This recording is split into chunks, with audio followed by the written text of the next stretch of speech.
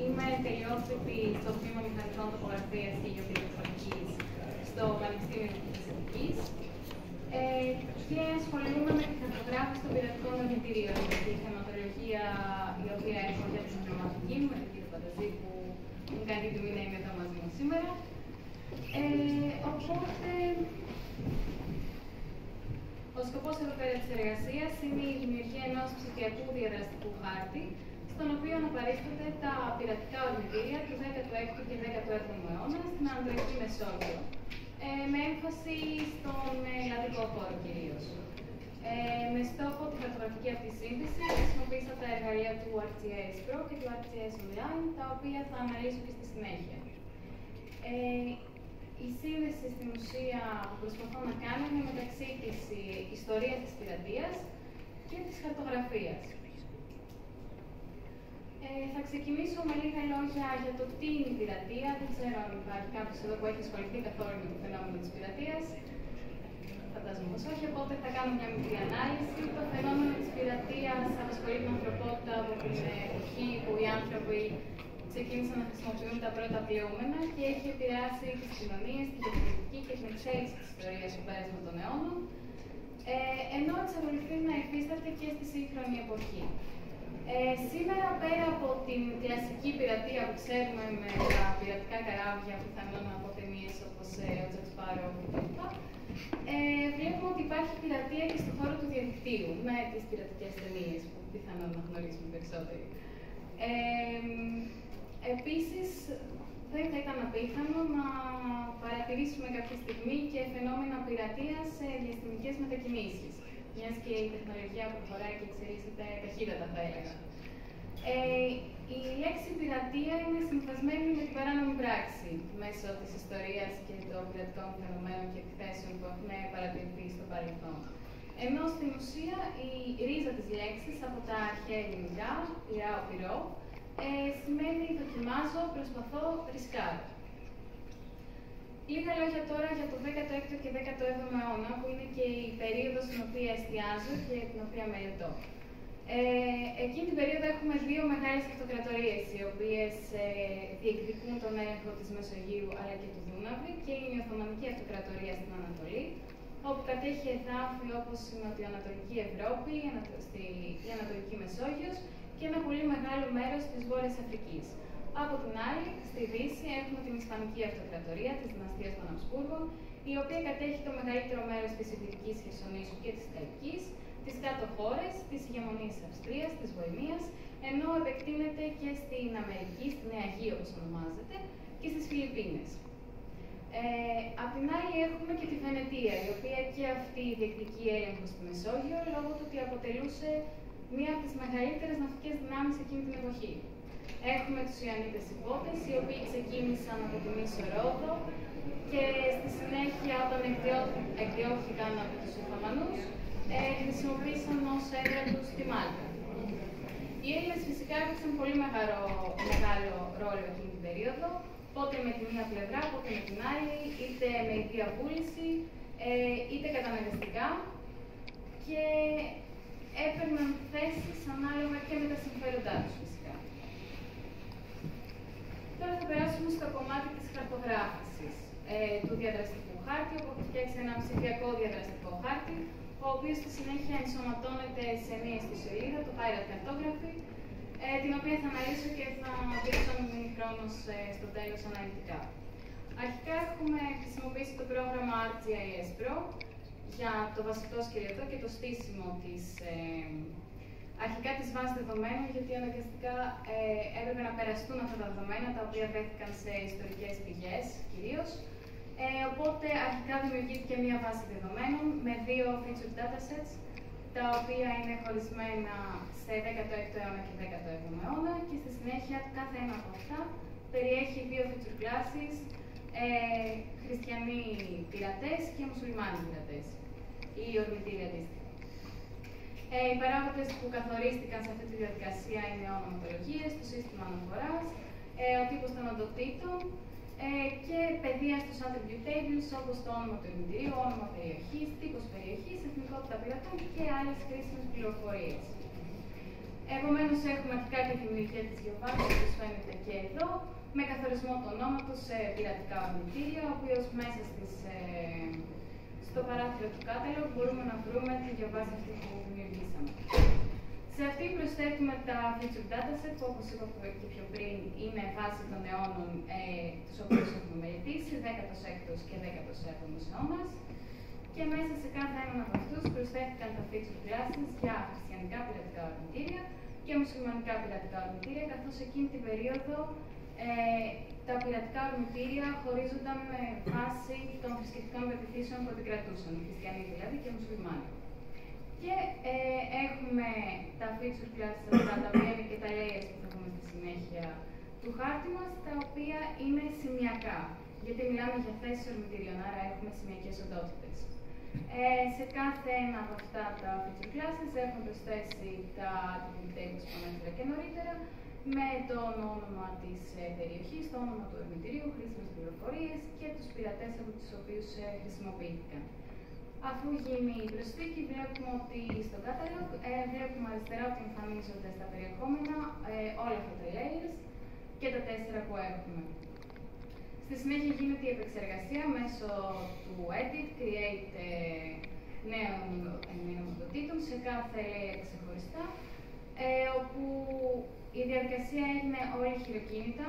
Κάθε ορμητήριο που έβρισκα σε κάθε πηγή το κατέγραφα κατευθείαν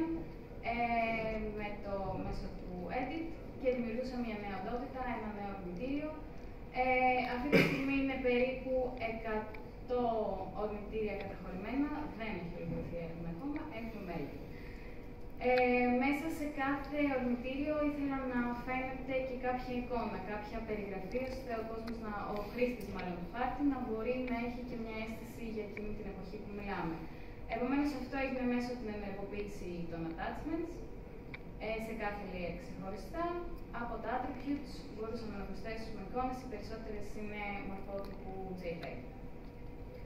Για παράδειγμα, εδώ στην Κρήτη έχει χρησιμοποιηθεί ένας χάρτης της εποχής εκείνης ως παράδειγμα της χαρτογραφικής απεικόνησης που είχαμε τότε. Ενώ, για παράδειγμα, στοιχείο έχει χρησιμοποιηθεί μια γραβούρα του λιμανιού της Χίου. Στη συνέχεια, η χαρτογραφική αυτή σύνθεση και τα layers που φτιάξαμε έπρεπε να κοινοποιηθούν, οπότε δόθηκε η κατάλληλη άδεια. Και με την κοινοποίηση στο webmap μεταφέραμε όλα τα δεδομένα αυτά στο ArcGIS Online. Επομένως, τώρα περνάμε στα βασικά βήματα τα οποία έγιναν στο περιβάλλον του ArcGIS Online. Βλέπουμε ότι τα δεδομένα έχουν μεταφερθεί, είναι ο χάρτης, τα layers, όλα τα χαρακτηριστικά τα οποία χρειάζονται και προσθέθηκαν στο ArcGIS Pro. Και το πρώτο βήμα ήταν η διαμόρφωση του συμβολισμού. Επέλεξα να χρησιμοποιήσω για το 16ο αιώνα σημαίες, κόκκινη και πράσινη αντίστοιχα, και για το 17ο τινέζες. Οι χρωματισμοί αυτοί προκύπτουν γιατί εκείνη την περίοδο βλέπουμε ότι οι σημαίες που χρησιμοποιούσαν οι χριστιανοί στα πλοία τους κυρίως ήταν κόκκινης απόχρωσης. Παρόλο που σήμερα έχουμε συνδυάσει πιο πολύ την Τουρκία λόγω της σύγχρονης σημαίας της με το κόκκινο, τότε οι μουσουλμάνοι είχαν περισσότερο τις πράσινες σημαίες.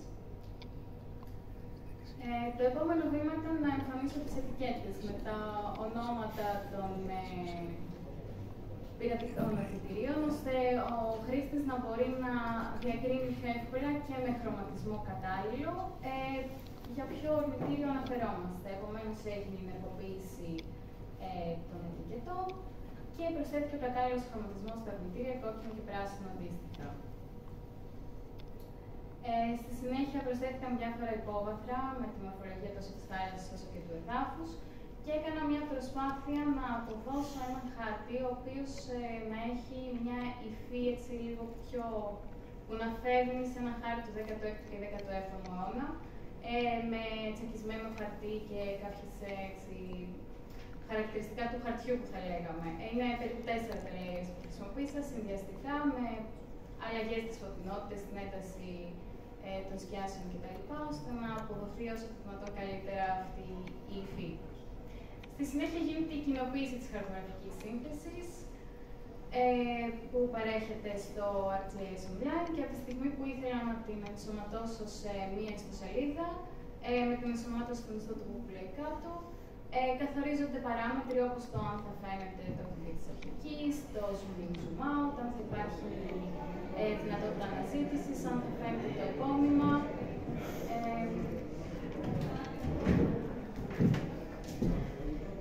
Και διάφορες τέτοιες πληροφορίες, οι οποίες καθορίζουν κιόλας το link τον HTML κώδικα, τον οποίο μπορώ μετά να πάρω με αντιγραφή και να επικολλήσω στην ιστοσελίδα μου ώστε να εμφανιστεί κατευθείαν. Η ιστοσελίδα είναι το Pirate Cartography, όπως ανέφερα και νωρίτερα. Έτσι φαίνεται ο χάρτης όταν ανοίγουμε την ιστοσελίδα. Μπορούμε να ανοίξουμε.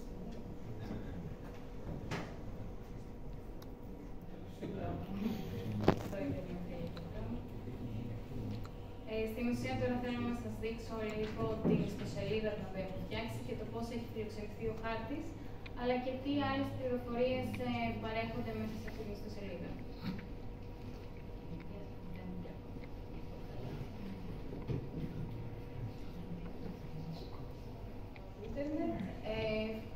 Όπου φαίνεται η πρώτη σελίδα και με scroll down, ελπίζω ότι θα παίξω το υπόλοιπο. Εδώ βλέπουμε το χάρτη, ο οποίος έχει τη δυνατότητα του View Larger Map, ώστε να ανοίγει σε νέα καρτέλα και να φαίνεται μόνο χάρτη σε πλήρη οθόνη.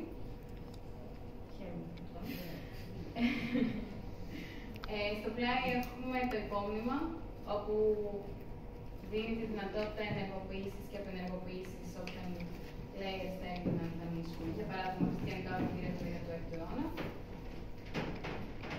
Υπάρχει δυνατότητα του zoom, όπου μας επιτρέπει να εστιάσουμε σε όποιο περιοχή θέλουμε. Για παράδειγμα, στην άξο. Με κλικ σε κάθε ένα από τα σημεία τα οποία έχουν προσθεθεί και απεικονίζουν στην ουσία τα ορμητήρια. Δεξιά ανοίγει ένα παράθυρο, στο οποίο μπορούμε να δούμε πληροφορίες για το συγκεκριμένο ορμητήριο, ότι είναι στην άξο, ότι είναι λιμάνι. Ότι είναι στην ουσία το κύριο λιμάνι της Νάξος στην προκειμένη περίπτωση, ότι χρησιμοποιήθηκε από πειρατές Μαλτέζους, Ισπανούς, Λιβορνέζους, Γάλλους. Σε κάποιες περιπτώσεις δεν υπάρχουν εικόνες, δεν έχω βρει ακόμα, αλλά θα προσθεθούν εν καιρό. Για παράδειγμα, στη Σύφνο έχουμε μια εικόνα, εδώ είναι ένας χάρτης της Σύφνου της εποχής του 16ου αιώνα. Οπότε έχουμε προσθεθεί και τα attachments τα οποία ανέλησα και νωρίτερα.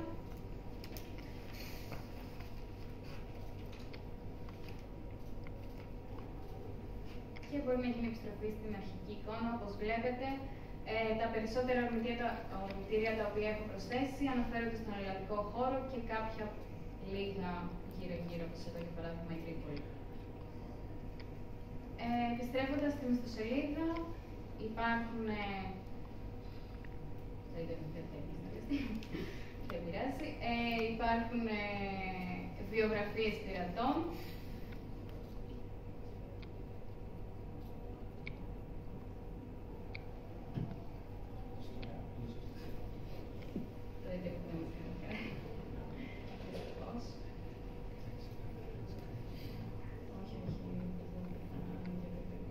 Δεν πειράζει.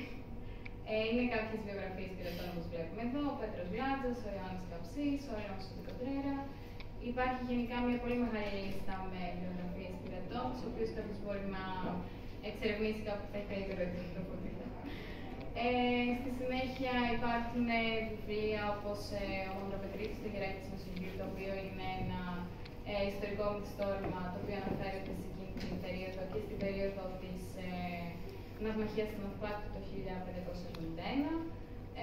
Έχουμε τα αργομέτα της Ελευθερίας που μιλάει για καράβια της περίοδου εκείνης. Έχουμε το βιβλίο Πειρατεία στη Μάνη και στη Μεσόγειο που εστιάζει πιο πολύ στην πειρατεία της Μάνης, αλλά και γενικότερα στο κομμάτι της Μεσογείου για κάποιες επιπρόσθετες πληροφορίες. Εδώ είχαμε έναν πολύ ωραίο χάρτη, ο οποίος άνοιγε και έδειχνε τις θέσεις των ορμητηρίων. Άκουσα κάτι πάει να γίνει. Όπου αν επιλέξουμε ένα σημείο, για παράδειγμα την Ισοπάρο, μπορούμε να δούμε πληροφορίες αν σημαίνει. Δεν πειράζει. Κανονικά υπάρχει και μια εικόνα πάνω, γραβούρα συνήθως που φαίνεται. Ελπίζω όσοι το επισκεφτείτε να έχετε καλύτερη επιτυχία σε αυτό το κομμάτι. Υπάρχουν μια περιγραφή του νησιού σύμφωνα με το Ιζολάριο του Αντώνιου Νταμίλο. Υπάρχουν τα ονόματα πειρατών και κουρσάρων που έβρασαν στο συγκεκριμένο ορμητήριο, λόγια επιλογής που χρησιμοποιήθηκε το συγκεκριμένο νησί ως ορμητήριο, μια σύντομη ιστορία του νησιού και φυσικά η φωτογραφία του σήμερα για να γίνει και μια συσχέτιση του πώς έχουμε την εικόνα σήμερα και το πώς ήταν τότε. Εδώ αριστερά, κανονικά, μπορείς να ανακοινωτεύεις στα διάφορα sections του νησιού.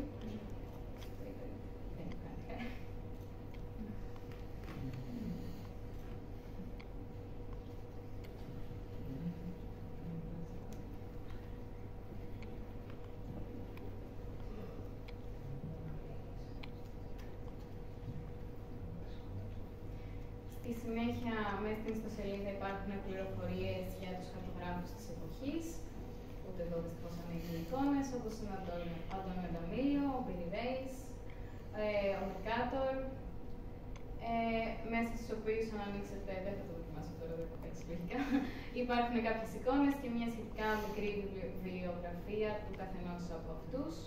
Και στη συνέχεια υπάρχουν κάποιες βιογραφίες με πειρατικά πλοία, όχι ακριβώς πειρατικά πλοία, αλλά πλοία που χρησιμοποιήθηκαν εκείνη την εποχή και κυρίως από πειρατές, με εικόνες και χαρακτηριστικά όπως για τη γαλέρα, το γαλιόνι, τη φούστα, τη γαλιότα. Και μπορείτε να δείτε πολλά άρθρα που έχουν ανέβει. Δεν προσπαθώ να ανοίξω κάτι άλλο, μάλλον δεν θα παίξει. Επιστρέφω εδώ. Τέλεια.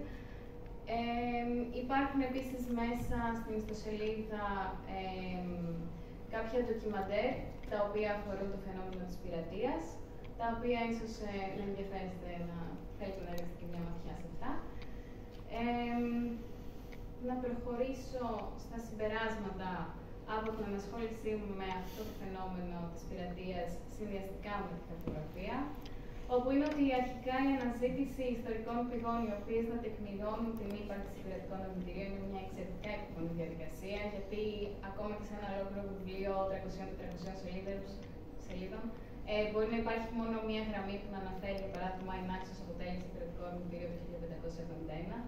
Οπότε από τέτοιες πηγές, προσπαθούσα να βγάλω μια συνολική εικόνα για την κατάσταση που επικρατούσε εκείνη την εποχή στο κομμάτι που αφορά τους πειρατές και τα πειρατικά ορμητήρια. Στη συνέχεια, τα πειρατικά ορμητήρια που υπάρχουν στην Ανατολική Μεσόγειο το 16ο και 17ο αιώνα, η αλήθεια είναι ότι με εξέπληξε, δεν περίμενα να είναι τόσο πολλά ακόμα και αν έχω διαβάσει αρκετά βιβλία για αυτά.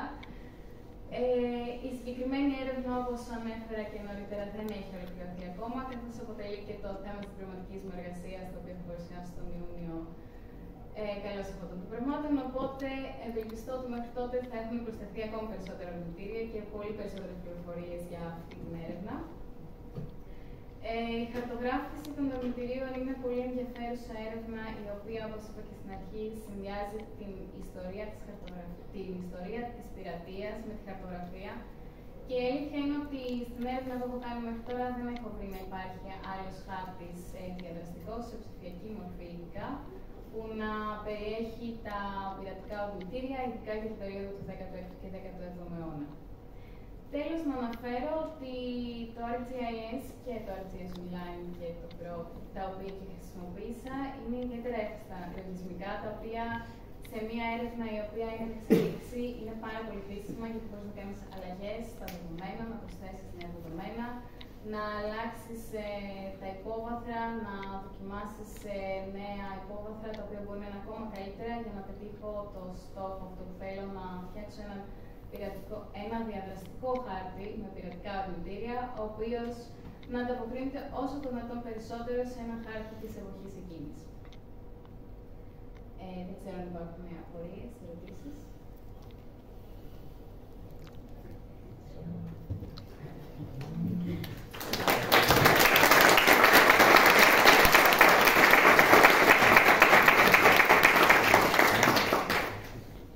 Τέλος, θα ήθελα να αναφέρω ότι 3 με 7 Ιουνίου έχουμε το συνέδριο στον τομέα της γεωπληροφορικής, το 8ο συγκεκριμένα στην προκειμένη περίπτωση, στο Smart Data and Smart Cities, το οποίο είναι μια συνεργασία του Πανεπιστημίου Δυτικής Αττικής, του Εργαστηρίου Σόκρατες και της Urban Data Management Society.